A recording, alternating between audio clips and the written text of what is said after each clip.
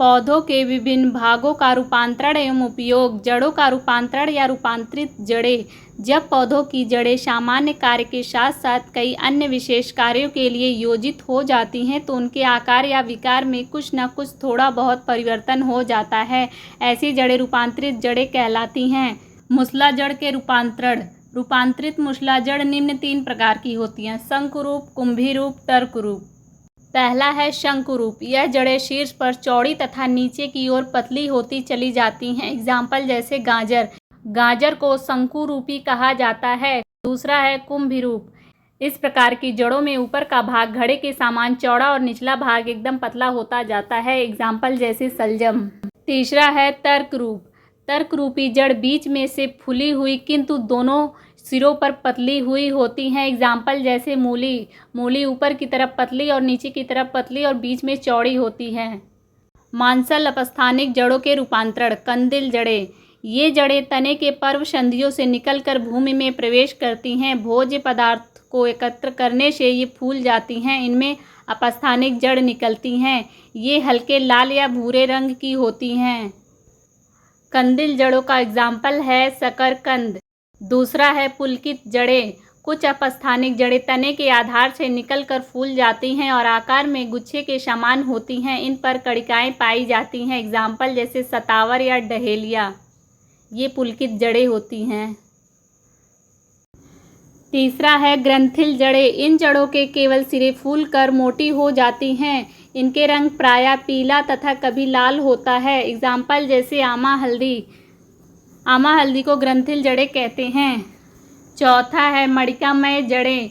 ये जड़ें थोड़े थोड़े अंतर पर फूली रहती हैं और आकार में मणिकाओं की माला की तरह हो जाती हैं। इनका रंग भूरे रंग का होता है। मणिकामय जड़ों का एग्जाम्पल है जैसे वाइटिस, अंगूर, करेला आदि। ये सब मणिकामय जड़ें कहलाती हैं। पांचवा है वलयाकार जड़ें। ये जड़ें पास पास फूल कर अनेक छल्ले बनाती हैं और गुथी हुई माला के समान प्रतीत होती हैं। वलयाकार जड़ों का एग्जाम्पल है इपेकाक और अदरक। ये दोनों वलयाकार जड़ें कहलाती हैं। हस्ताकार जड़ें। यह जड़ें तने के आकार से निकलकर फूल जाती हैं। आरंभ में इनका आकार अनियमित होता है, बाद में इनसे शाखाएं निकलकर हाथ का आकार ले लेती हैं। एग्जाम्पल जैसे आर्किश।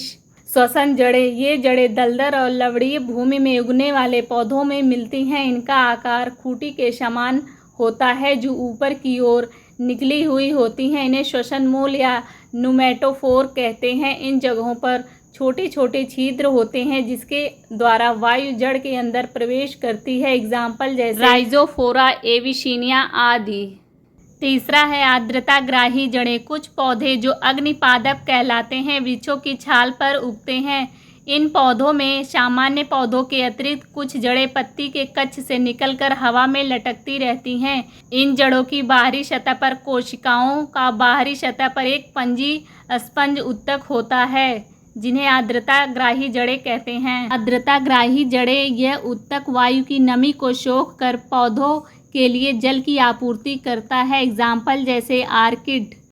चौथा है प्रकाश संश्लेषणात्मक जड़ें। ये जड़ें तने के आधार से निकलकर फैल जाती हैं। ये लंबी व हरी होती हैं जिससे प्रकाश संश्लेषण की क्रिया होती है। पांचवा है चूसक जड़ें। परजीवी पौधों की अपस्थानिक जड़ें पोषक पौधों के उत्तकों में प्रवेश कर भोजन अवशोषित करती हैं जिन्हें चूसक जड़ें कहते हैं। एग्जाम्पल जैसे अमरबेल। कुछ पौधों की पत्तियों के खांचेदार किनारों पर स्थित अपस्थानिक कलिकाओं से जड़ें निकलकर भूमि से चिपक जाती हैं। अनुकूल परिस्थितियों में एक नया पौधा बन जाता है। एग्जाम्पल जैसे अजूबा, पत्थर चटा आदि। ये पर्ण मूल कहलाती हैं।